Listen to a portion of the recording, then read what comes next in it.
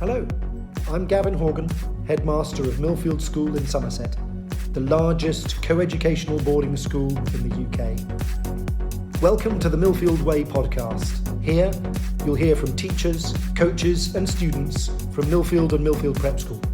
Millfield is traditionally different, and this is the Millfield Way. Hello and welcome to this Millfield Way podcast in conversation with Josh Hawkins. My name's Steve-O and I'm the spiritual lead at Millfield School, and for this episode I'm really pleased to be joined by Millfield student Josh Hawkins.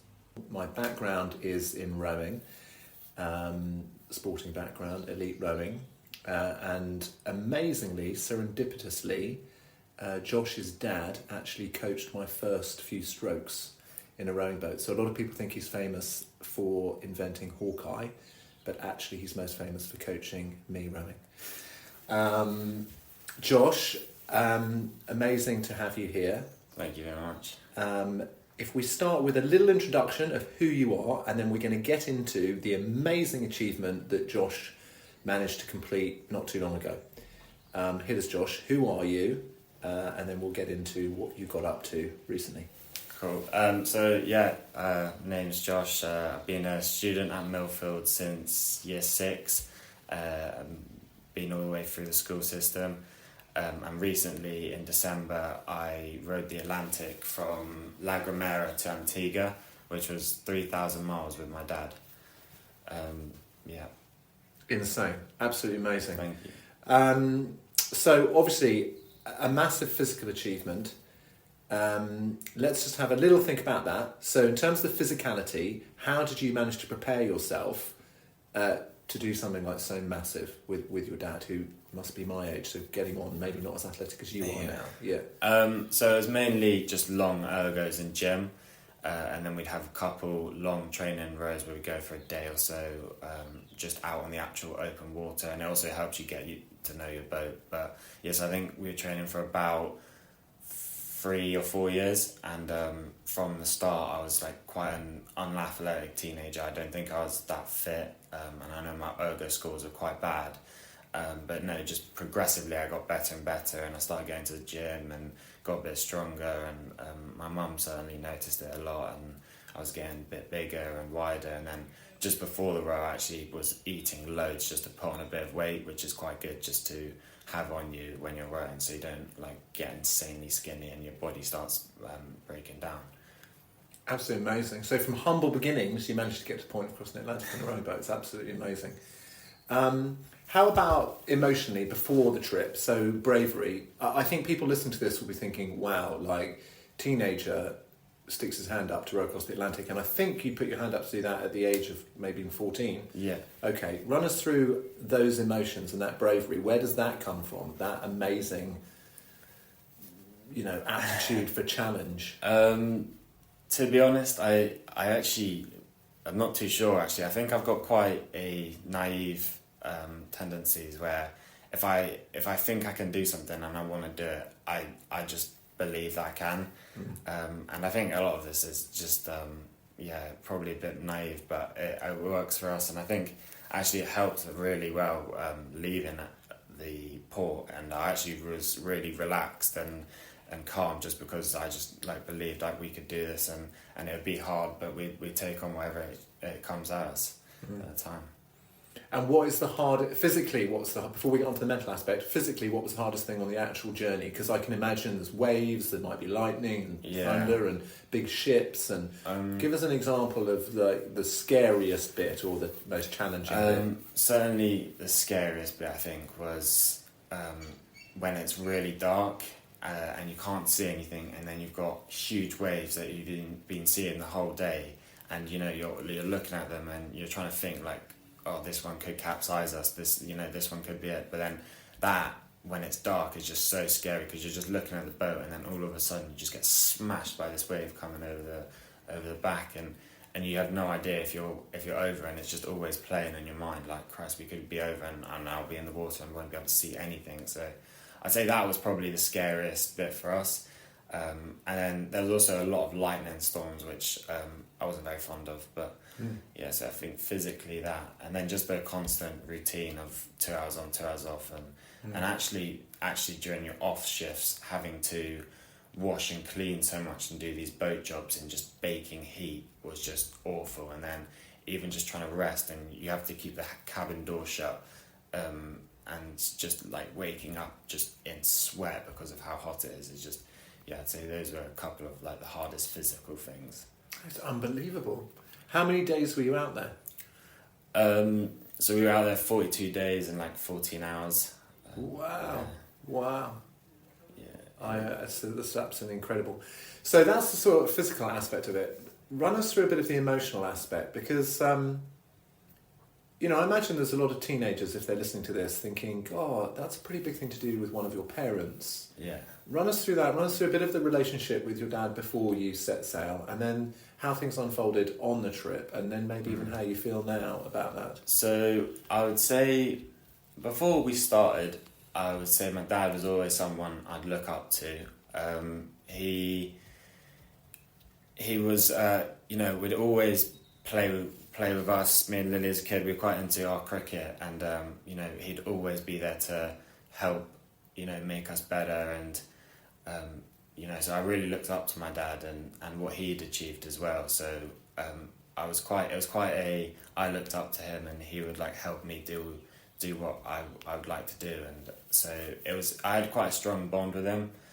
And then when we first started, it got even closer, just because we were constantly, you know, finding days where we'd, you know, go off from the rest of the family and you know, doing our rowing trips, where it's like proper tough stuff, or we have to like really think about, you know, what we're putting ourselves forward to here. So we had like, you know, essentially hard times then, which like bonded us closer. And so no, yeah, I think my dad's always been someone that I really have looked up to. And then during the actual start of the row, I think we were quite we do annoy each other, I think, and then the annoyance turns to, I think both of us can be quite snappy sometimes.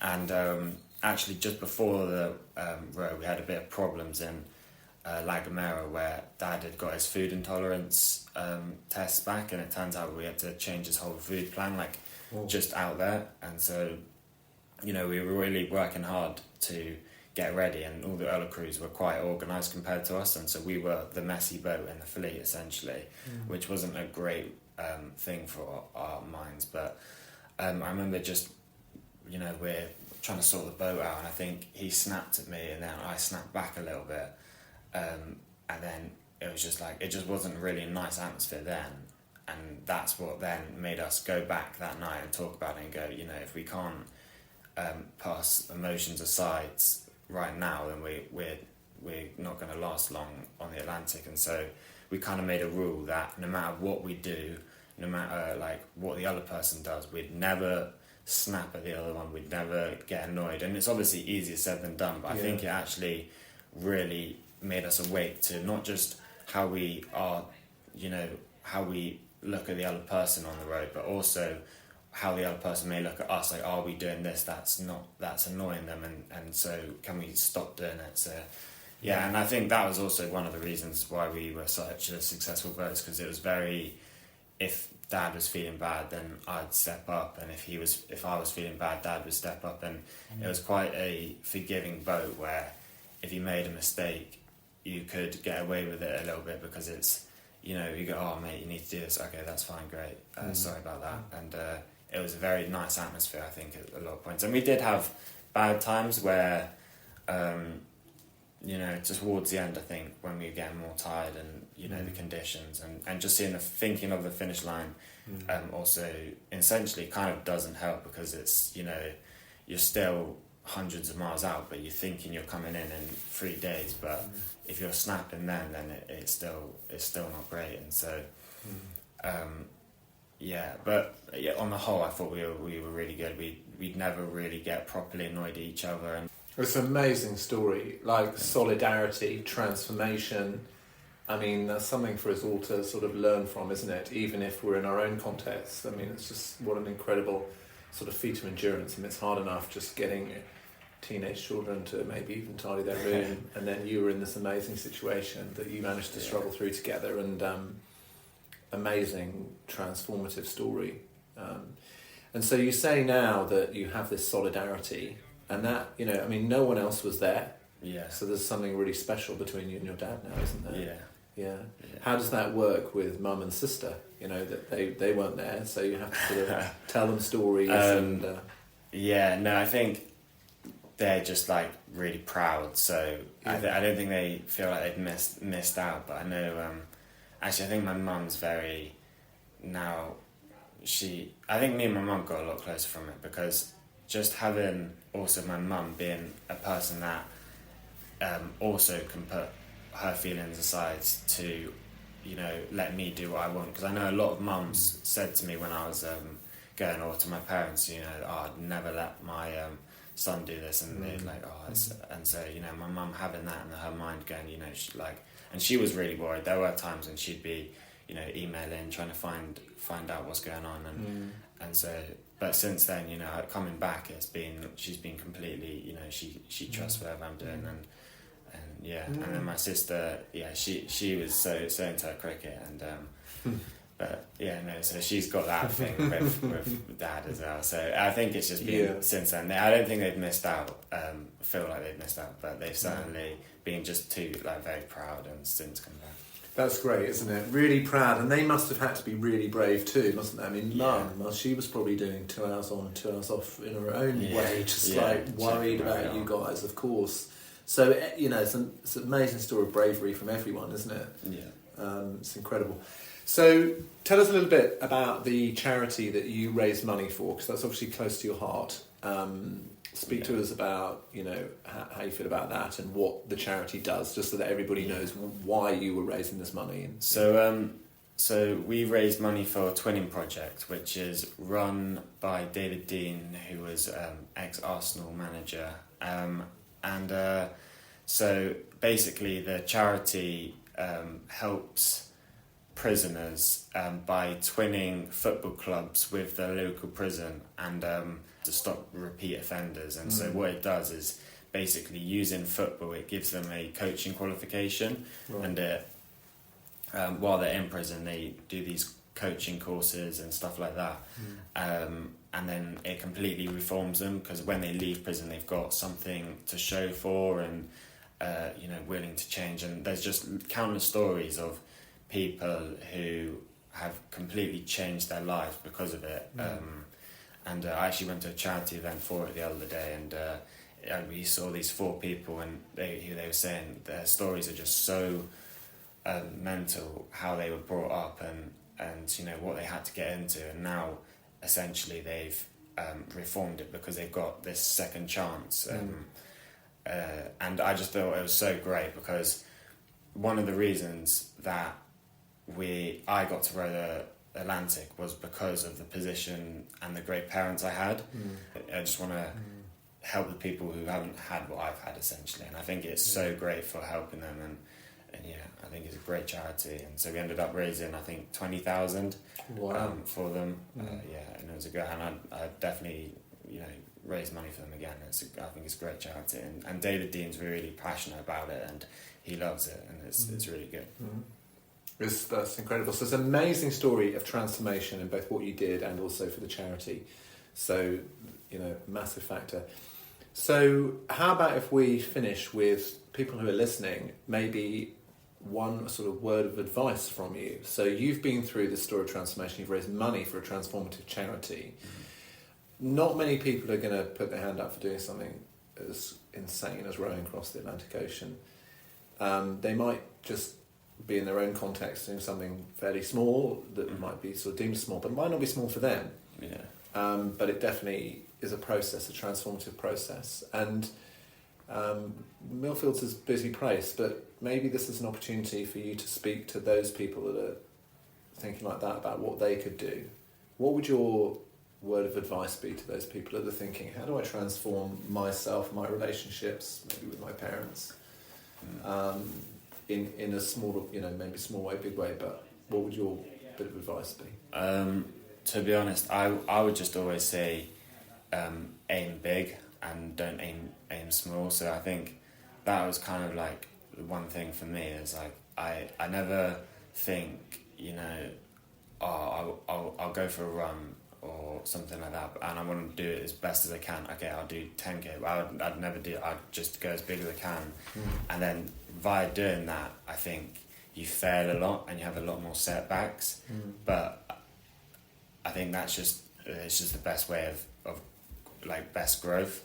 And so yeah, I'd say that was the reason why I chose the Atlantic and not maybe like a smaller ocean row or something like that.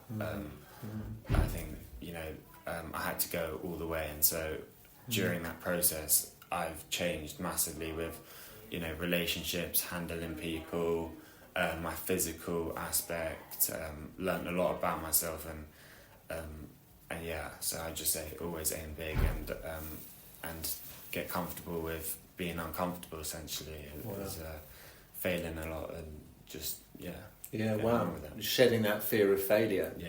Get comfortable with being uncomfortable. You must have been uncomfortable for 42 and a half days. Yeah. It's amazing to hear your story, Josh. Thank you. And I hope people listening have taken a lot from that. There's an incredible young man sitting in front of me. Good luck for everything that you do. Thank you very much. Yeah. Cheers.